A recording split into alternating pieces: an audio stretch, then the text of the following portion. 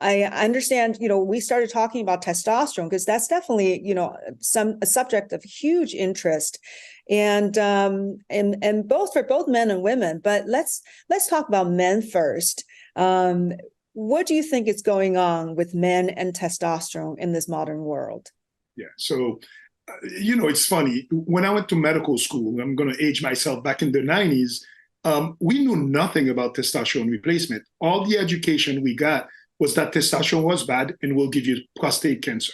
Or if you needed testosterone as a man, we recognized what we call late onset hypogonadism, meaning that you need testosterone at the end of your years. You're 55, 60, 70 years old. Yeah, hormones go down, almost like postmenopausal, but not really recognized. Men may need testosterone at those ages. But we always knew, do not use testosterone. And what we're finding ourselves now, 40 years later, is that, my God, we have a slew, an epidemic of low testosterone. You cannot turn the TV on and watch a sports game without seeing advertisement for either testosterone or ED medications.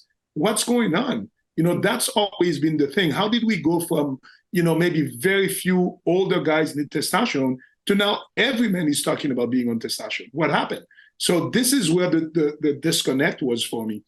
So when I finished my internal medicine training, I first went into and worked as a hospitalist in the hospital, doing ER work, ICU work, grueling work. I had the code beeper with me all the time. It was amazing. I really liked it. And you talk a lot about this also, how traditional Western modern medicine is amazing at treating acute conditions. We're really good at this. I got amazing training at this, but we're not great at prevention.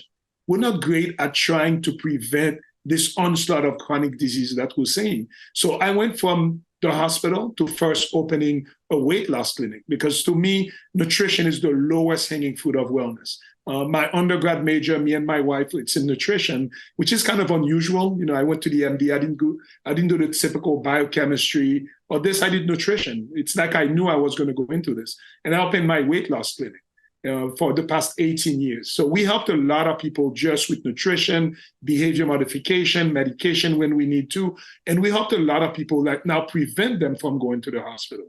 But then a lot of my patients would get stuck. Yeah, they change their eatings, their exercising, but they would get stuck. And that's when I discovered the world of hormones, which I never learned in med school. So I went to all the conferences, A4M, AMMG, trained with some of the mentors in the field. I got board certified with AMMG just to know how to do it, and then started incorporating hormone into my treatment. Now I got much better results.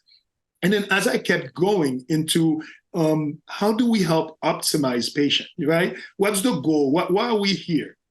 It's to self-actualize, be the better version of ourselves. So all of those things I'm talking about, they're all tools. Because at the end of the day, what do we want as humans is to be the best version of ourselves. My Instagram name is Dr. Rudy Best Life, because what I'm trying to do for myself and my patients, how do you live your best life? And then you need all those tools. But I did not realize how important hormones are. Women realize this more, because when you go through menopause, a woman's personality will change completely. So I thought growing up, personality, character was static. Women knew that more. That if when you lose your hormones, your personality may change. And that's when, it's a difficult subject. Women don't want to hear that. It's your hormones. But it's true. There's absolutely no question that more anxiety, you tend to have a different way of seeing things until the woman goes into the hormone replacement or does whatever is necessary, whether it's stem cells, nutrition, energetic medicine, anything you can do to optimize your hormones. But hormones define who you are and how you react to the world. And men never used to have to deal with this before. Now, when you put a guy into a hypogonadal state, low testosterone, it's a completely different person. I hear you that you work with veterans after they've had traumatic brain injury.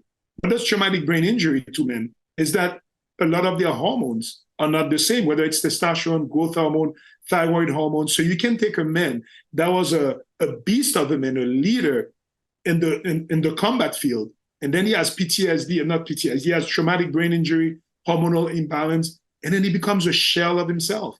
You replace his hormones, and he becomes back that self-motivated, great guy. So really, our personality is not static. So, like when I was thinking about doing this talk with you, I listened to who you've talked to before, great guys, Jay Campbell, who went really deep into the intricacies of testosterone treatment. You spoke about another guy about how to increase your testosterone naturally. Those are great. I really wanted to come and really talk about, first, making people aware that there is an epidemic of low testosterone